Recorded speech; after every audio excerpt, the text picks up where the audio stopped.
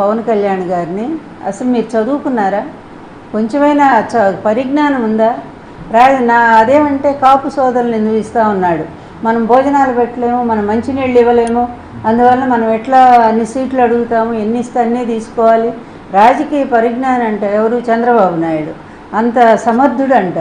అంత సమర్థుడైతే ఎందుకు ఓడిపోయాడు? మరి 23 సీట్లతో ఎంత ఘోరంగా ఓడిపోయాడు.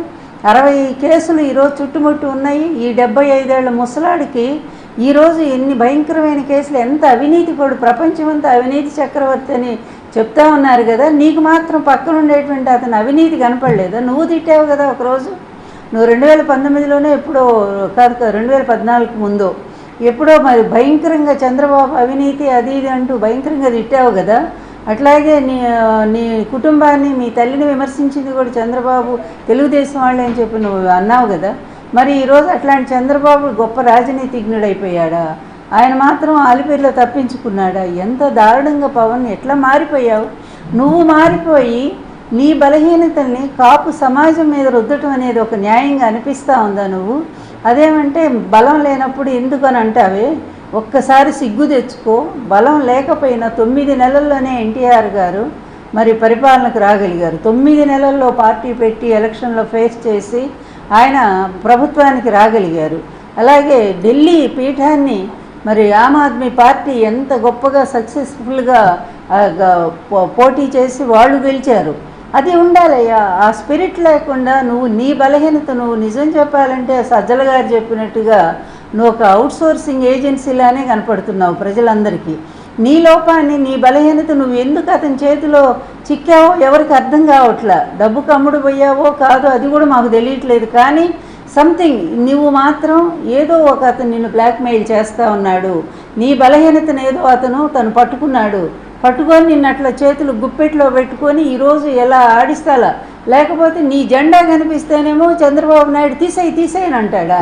ఇప్పుడు నిజంగా సిగ్గున్నవాడు అయితే, పౌరుషం ఉంటే నిజంగా నీ జనసేన సైనికులంతా కూడా వాళ్ళు పోరాడుతున్నారు కదా, వాళ్ళకున్న పౌరుషం ఇది కూడా నీకు లేకపోతే ఎట్లాగా? వాళ్ళు పోరాడుతున్నారు, ఎక్కడ ఒక మాట పడనీయట్లేదు, నిన్ను పడనీయట్లేదు, పార్టీని కూడా పడనీయట్లేదు. ఇంత అవమానకర పద్ధతుల్లో ఎందుకు తెలుగుదేశం పార్టీ తాకట్టు పెడుతున్నావని వాళ్ళు రోడ్డు మీదకి వచ్చి ఫైట్ చేస్తున్నారే నీ కోసం. నీకు ఆ మాత్రం సిగ్గు లేదయ్యా? వాళ్ళకున్నటువంటి పౌరుషం, ఆత్మాభిమానం నీకు లేదా? ఇక నీ జాతిని నువ్వు ఈసడించి మాట్లాడుతూ ఉన్నావే. ఎప్పుడైనా కాపు జాతి కోసం నువ్వు ఏ ఒక్క రోజైనా కరోనా లాంటి కష్ట సమయంలో నువ్వు మరి కోట్లు అప్పుడు సంపాదిస్తూ ఉన్నావు కదా సినిమా నటుడిగా. ఇలాంటి కాపుల కోసం నువ్వు ₹1 ఖర్చు పెట్టావా నువ్వు? పోనీ నీ బాసు 14 సంవత్సరాలు ఈ రాష్ట్రాన్ని లూటీ చేశాడు కదా. 14 సంవత్సరాలు ముఖ్యమంత్రిగా చేసి మొత్తం లూటీ చేసి 2 ఎకరాల పెద్ద మనిషి ఈరోజు 6 లక్షల కోట్లకి ఎగబాకాడే.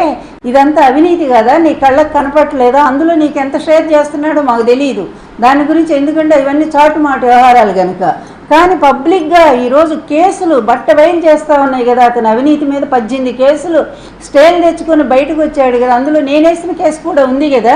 ఇన్ని ప్రత్యక్షంగా ఉన్నా కూడా నువ్వు నమ్మవా అతని గురించి? అంటే నువ్వు అతని చేతిలో ఎలా బందీ అయిపోయావో, ఎలా చిక్కిపోయావో అనేది చాలా స్పష్టంగా అర్థమవుతుంది. అది ఏ బలహీనత లేకపోతే ఏ విధంగా నువ్వు అతని చేతిలో చిక్కావు అనేది కొద్ది రోజులు అది కూడా బయటకు వస్తుంది.